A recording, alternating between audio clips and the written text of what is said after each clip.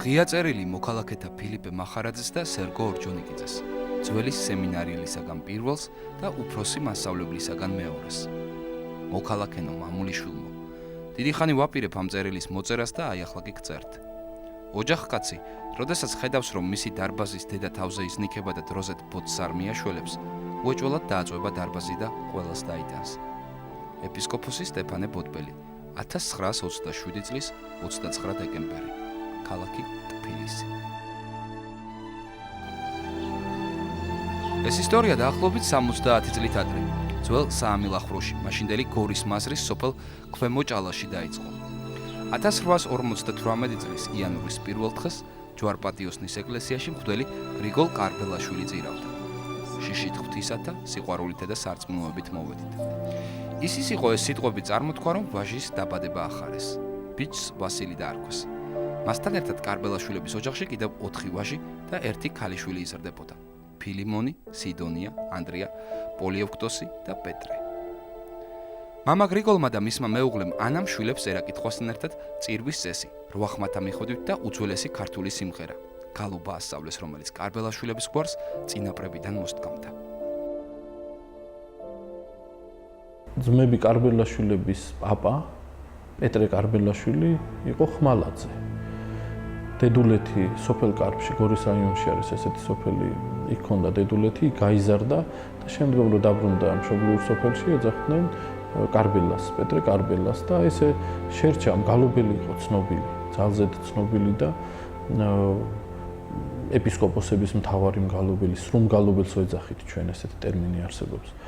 და პეტრე შემდგომ იმდენად ცნობილი გახდა და მისი ასე თქვა ზედმეტსახელი უკვე გვარი, უკვე შვილები მისი ამ გვარს ატარებდნენ, უკვე დეკანოზი ძმები კარბელაშვილების მამა, დეკანოზი გრიგოლი უკვე კარბელაშვილად იწერება. კარბელოვად ასე თქვა ამ რუსული იმით საბუთში ესე. როცა დეკანოზი გრიგოლი ტაძარში წირავდა, ძმების გალობის მოსასმენად თურმე სხვადასხვა სოფლიდანაც კი ჩამოდიოდნენ.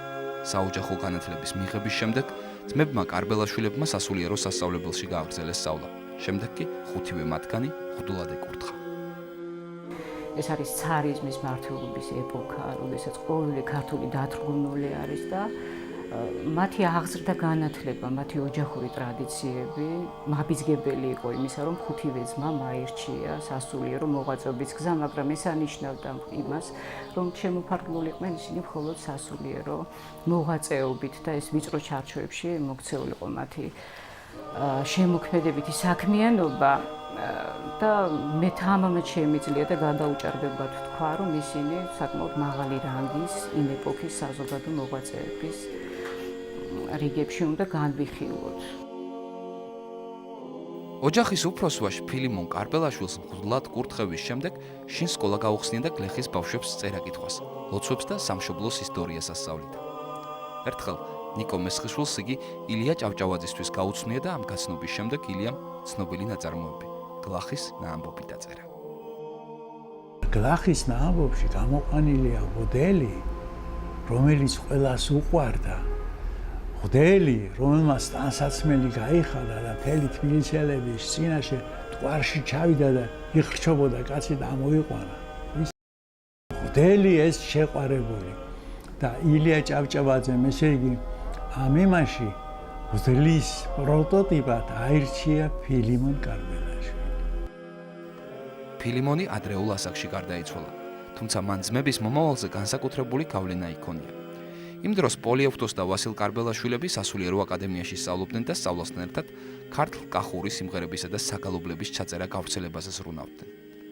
როცა რუსი ეგზარქოსები ეკლესია მონასტრებში ქართულად გალობას და წირვალუცვის ჩატარებას კრძალავდნენ, ტრადიციული ქართლ-კახური გალობა, ეგრეთ წოდებული კარბელაანტკილო, მივიწყება სწორედ კარბელაშვილების ოჯახის წყალობით გადაურჩა.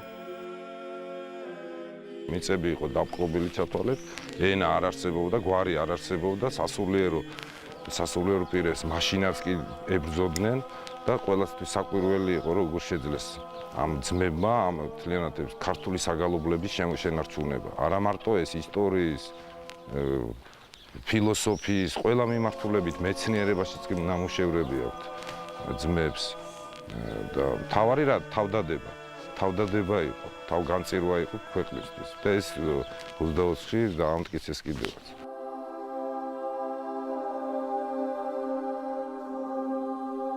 რაც შეეხება ცნობილ შენხარვენახს, ახლა ჩვენ ყველა ქართველმა იცის და ამაყობს ამ უდიდესი მწვერვალით ამ მუსიკალური ქართული მუსიკალური გენიისა და ეს არის კარბელაშვილების კილოს საგალობელი. ეს ვასილ კარბელაშვილმა თავის კრებულში გამოსცა და შემდგომ იგი პოპულარული გახდა, როდესაც ფალიაშვილმა ეს საგალობელი თავის კრებულში შეიტანა და გამოიყენა. და იქიდან მერე ცნობილი გახდა. სემინარიის დამთავრების შემდეგ ვასილ კარბელაშვილი მოსკოვში გაემგზავრა და კონსერვატორიაში მუსიკის სწავლა დაიწყო, რათა ქართული საეკლესიო საგალობლებისა და საერო სიმღერების ნოტებზე გადატანა შესაძლებოდა. 1896-98 წლებში მან საკუთარი ხარჯებით ქართლ-კახური საგალობლების 3 კრებული გამოსცა: წუხრის, წირვის და ცისკრის საგალობლები. ეს იყო პირველი მცდელობა ნოტებზე ასახულიყო ქართული საეკლესიო კილო. მაშინვე დადგა ეს საკითხი თუ რა იყო როგორ უნდა ჩაწერილიყო ქართული გალობა და საბოლოოდ მაინც გაიმარჯვა იმაზმან ნოტებზე უნდა გადაღებულიყო. აი სწორედ ამ პერიოდში გრიგოლის ერთ-ერთი ძმა ვასილი, ასე ვთქვათ, დაინტერესდა ამით, ჩაერთო მთელი თავის არსებით და თავის ენერგიით და სამწუხაროდ გრიგოლი მალე გარდაიცვალა, მაგრამ მამის გარდაცვალება გარკვეულწილად სტიმული იყო ვასილისთვის, რომ ასე ვთქვათ, აი წასულიყო, წავიდა ის მოსკოვის კონსერვატორიაში სწავლობდა და სწორედ მისი მიზანი იყო, რომ შეესწავლა ნოტები სათანადოდ, რომ ჩამოსულიყო შემდგომ და შეეკრიბა ეს საგალობლები, რაც თავად იცოდა და დაეწერა ნოტებს, რაც ძმებმა იცოდნენ და სხვათა შორის აი სწორედ ამის შედეგია, რომ ჩვენ დღეს უამრავი საგალობელი გვაქვს შემორჩენილი, სწორედ კარბელაანთ კილოსი, ეგრეთ წოდებული კარბელაანთ კილოსი. სამშობლოში დაბრუნების შემდეგ ვასილ კარბელაშვილი ნავთლუხის წმინდა ბარბარეს ეკლესიაში ჯერ დიაკვნად, შემდეგ კი მღვდლად აკურთხეს. ამავდროულად იგი სასულიერო და სამრევლო სკოლებში სახმრთოს ჯულს და ქართულ ენას ასწავლიდა. ვინმე ხუცესის, ბერი ბერდიასა და ძველი სემინარიელის ფსევდონიმებით წერილებს ქართულ გაზეთებში აქვეყნებდა და ეროვნული საგალობლების დაცვაზე, საქართველოს ისტორიული ძეგლების შენარჩუნებასა და რუსიფიკაციის წინააღმდეგ ბრძოლის აუცილებლობაზე ხმამაღლა საუბრობდა. თუმცა ყველაზე მთავარი ეს იყო ბრძოლა საქართველოს ეკლესიის ავტოკეფალიის აღსადგენად. ეს საერთოდ დიდი მოძრაობა იყო მოგესენება, აქტიურად მთელი ოჯახი ეწირება ამ დიდ საქმეს, რასაც ავტოკეფალიის აღდგენა ქვია. ესე რომ ძალიან დიდი დამსახურებაა მამა ვასილისა, კარბელაშვილისა ავტოკეფალიის აღდგენაში. ის იმ პერიოდში მოღვაწეობდა სხვათა შორის თბილისის წმინდა მიქაელის სახელობის მთავარანგელოზის ეკლესიაში და პარალელურად ემსახურებოდა იქვე არსებულ საავადმყოფოს, სადაც საფეშლო სკოლაც იყო გახსნილი, იქ პედაგოგიურ მოღვაწეობასაც ეწეოდა და სხვათა შორის აი აქ ამ პერიოდში უკვე იყო ყველა ნიშანი რევოლუციისა და ის ფართოდ ებნება წარმოიდგინეთ სახალხო დემოკრატიულ მოძრაობაში. და ის გამოდის ხელმძღვანელი საკმაოდ სერიოზული მანიფესტაციის, რომელიც 1903 წლის 2 იანვარს გაიმართა და ეს მანიფესტაცია დაკავშირებული იყო მენშევიკი მასწავლებლის მოსე მეგრელიძის დაკრძალვასთან დაკავშირებით, როდესაც საავადმყოფოდან სადგურამდე გაემართა პროცესია გვამის გადასასვენებლად. მაშინდელი ეგზარქოსი ალექსი მღვდელმძმებს ვასილსა და პოლიევკუთოს ახასიათებდა როგორც ანტისახელმწიფოებრივი და ანტირუსული პოლიტიკის გამტარებლებს. 1903 წელს ვასილ კარბელაშვილი მეუღლესთან, მარიამ ჩიჯავაძესთან ერთად აზერბაიჯანში, შემახაში გადაასახლეს. იქ კი მასზე განხორციელებული ტერორისტული აქტის შემდეგ სიკვდილს სასწაულებრივად გადაურჩა. 1 წლის შემდეგ იგი სამშობლოში დააბრუნეს, თუმცა მისი ბრძოლა ეროვნული ფასეულობების გადასარჩენად არ შეწყვეტილა. 1921 წელს საქართველოს გასაბჭოებასთან ერთად საქართველოს ეკლესიას არამხოლოდ დამოუკიდებლობის, არამედ არსებობის პრობლემა შეექმნა. იმ დროს ვასილ კარბელაშვილმა უამრავი წერილი დაწერა, სადაც საარქივო სიზუსტით აღწერდა თუ როგორ ანადგურებდნენ საქართველოში სულიერებას. წერილები ვასილ კარბელაშვილმა საქართველოს სოციალისტური რესპუბლიკის ცენტრალური კომიტეტის თავმჯდომარეს, კომუნისტ მაღალჩინოსნებს და თვით იოსებ სტალინსაც გაუგზავნა. წლების წინ სასულიერო სემინარიაში იგი სოსო ჯუღაშვილის მასწავლებელი იყო. დიდად პატივცემულო ბატონო სოსო. გაგიკვირდება ძველის მასწავლებლის მოგონება და ასეთი გრძელი წერილი, რომელმანც უნდა მოგაგონოს, რაც იყო, ჩაგაფიქროს, რაც არის და გაგათვალისწინებინოს, რაც იქნება. სოსო, როგორც წმენისაც გინდა იყო მაინც ქართველი კაცი ხარ. საქართველოს მიწამ გამოგზარდა და სამშობლოს წერის სიყვარულს ვგონებ, ვერ რა დააშრეც შენს გულში. საზღვრები ჩააჭრეს საქართველოს ყველა მხრიდან და აღარ იციან როგორ შეავიწროვონ ხალხიცა და ტერიტორიაც. პასუხს ველი. პასუხი კი ვასილ კარბელაშვილს არ მიუღია. არქივის მიხედვით შეუძლებელია განსაზღვროთ, მივიდა თუ არა ადრესატამდე ეს წერილებით და მოვიდა თუ არა შესაბამისად პასუხი. გააგზავნა რა ბედი ეწია ამ წერილებს,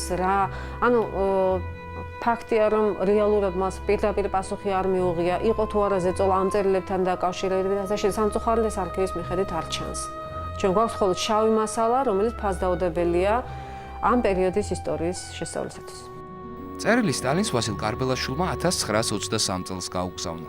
არავინ იცის წაიკითხა თუ არა წერილი ადრესატმა, მაგრამ ქართველი მღვდელი არ დაუპატიმრებიათ. შესაძლოა მოსწავლემ მასწავლებელი დაინდო, თუმცა წინ იყო 1924 წელი. თებერვლის დასაწყისში 3 წლის შემდეგ, რაც რუსეთის წითელი არმიის ნაწილებმა საქართველოს ოკუპაცია მოახდინეს, საქართველოს დამოუკიდებელმა კომიტეტმა მორიგი საერთო სახალხო აჯანყება დაგეგმა, რომელიც ჯერ კიდევ ჩანასახშივე ჩაახშვეს. თითქმის იმავდროულად დაიწყო პოლიტიკური რეპრესიები.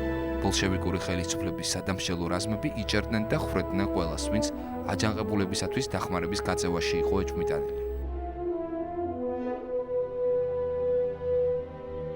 11 სექტემბერს გორის მაზრაში ბოლშევიკებმა ხალხის მტრებად შერაცხილები, მესხიშვილები, ამილახრები, ერისთავები, მღვდელმსახურები დააპატიმრეს და ხელფეხ შეკრულები გორის ციხის გზას გაუყენეს. ბელაშვილების უმცროსი ძმა პეტრე. მარტო იმიტომ, რომ სასულიერო პირი იყო, დაიჭირეს პეტრე კარბელაშვილი.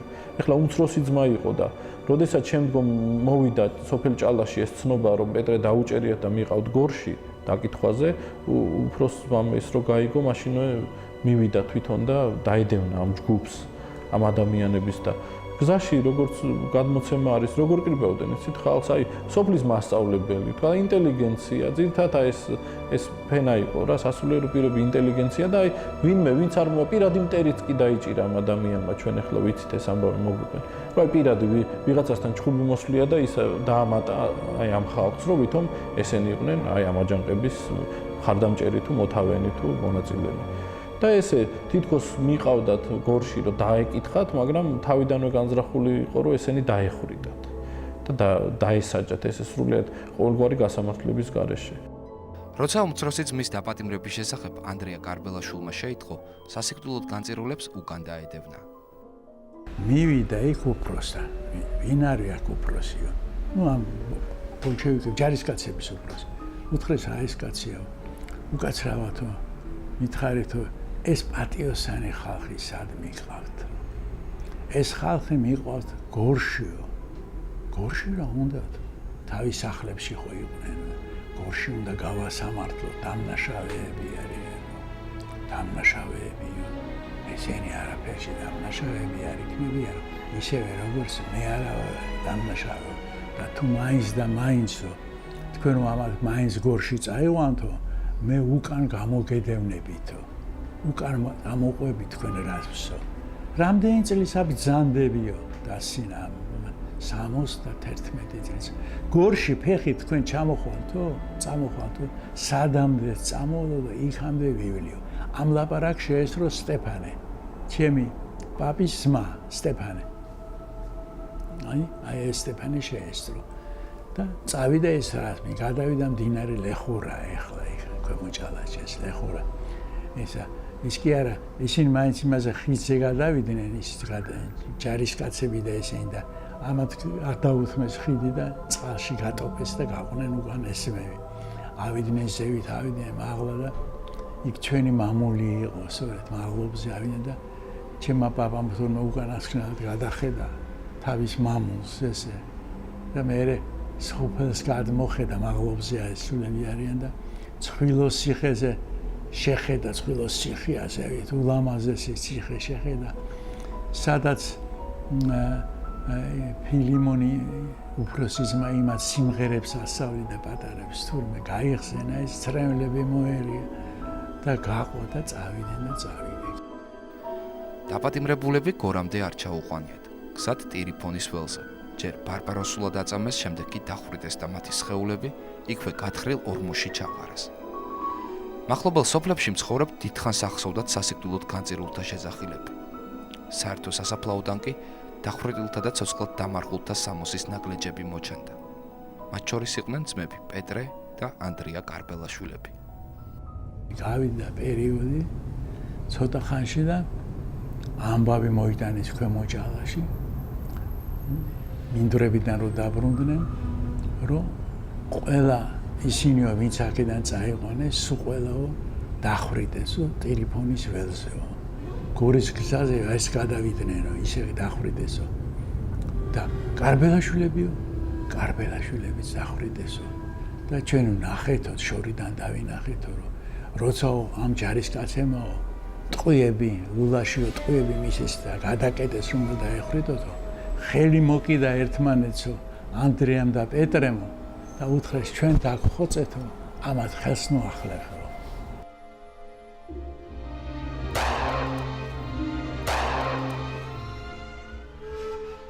როგორც ვიცი 24 კაცი დახვრიტეს.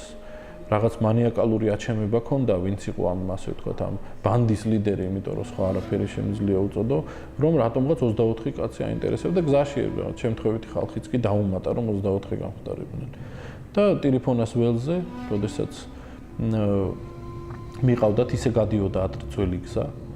მიყავდათ აი გზაში მოაწყვეს ასე ვთქვათ აი ესეთი ვითომ ცრუ გაქცევა, ვითომ გარბიან და ესე აუტეხესროლა ეს უიარაღო ხალხს ესე და დახოცეს ყველა. ეს იმდენად შოკის მომგვრელი იყო მოსახლეობისთვის, რომ აი ვერ გაბედა ვერავინ იქ მისვლა. ვერავინ, ესე იგი ისეთი დათგუნულები იყვნენ, რომ ის მიცვალებულები ესე იყვნენ რა, მთელი ღამე ფაქტიურად და ბოლოს რაღაც აი მეორე დღეს ცოტა აზრ დაიწყეს მოსვლა და აი მერე შეიკრიბენ და დაეხმარეს და დიდი და ერთად დაასაფლავეს ეს ხალხი. აი ესეთი საშინელი ამბავი მოხდა და აი ეს ჩვენი მამები კიდევ მარტო იმიტომ დახვრიტენ, რომ აი სასულიერო პირები იყვნენ და ქრისტიანობას გადაგებდნენ. ანდრე კარბელაშვილის დახვრეტის შემდეგ ძმების საგვარეულო სახლი ქვემო ჭალაში დიდი ხნით დაცარიელდა. ადგილობრივებიც კარგა ხნის მანძილზე თვალს არიდებდნენ ხალხის მტრად შერაცხული მღვდლების კარმი დამოს.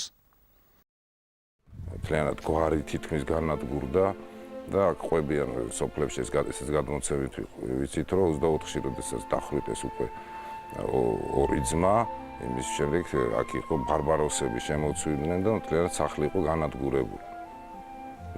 და თვითონ სოფელსაც კი ეშინოდა, აქ ვიღაც ასე თქვა, რაღაც გადაერჩინა, აქ არსებული ხატები, არსებული საცხოვრებელი ნივთები მთლიანად გაანადგურეს.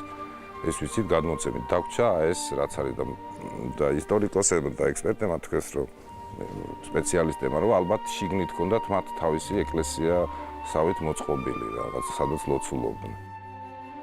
ძმების დახვრეტიდან 2 წლის შემდეგ ვასილ კარბელაშვილი ბერად აღიკვეცა და სტეფანეთ სახელდებული ბოდბის ეპისკოპოსი გახდა. ბრძოლა ქართული სულიერების გადარჩენისათვის მას სიცოცხლის ბოლომდე არ შეუწყვეტია.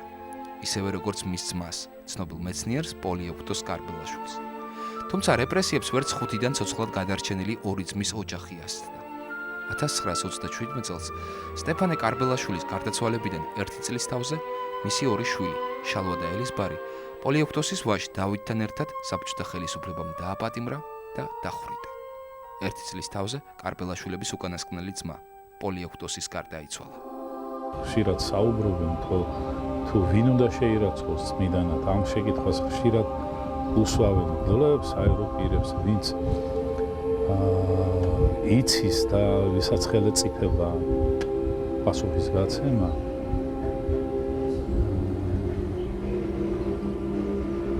ალბათ სწორედ ასეთი ადამიანები არის ღირსი შეირაცხო წმიდანი.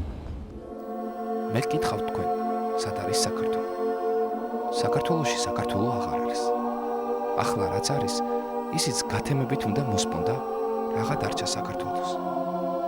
ეს ეპისკოპოსი სტეფანე ბოდბელის წერილია, მოქალაქეთა ფილიპე მახარაძეს და სერგო ორჯონიკიძეს. წერილი 1927 წლის 29 დეკემბრით თარიღდება.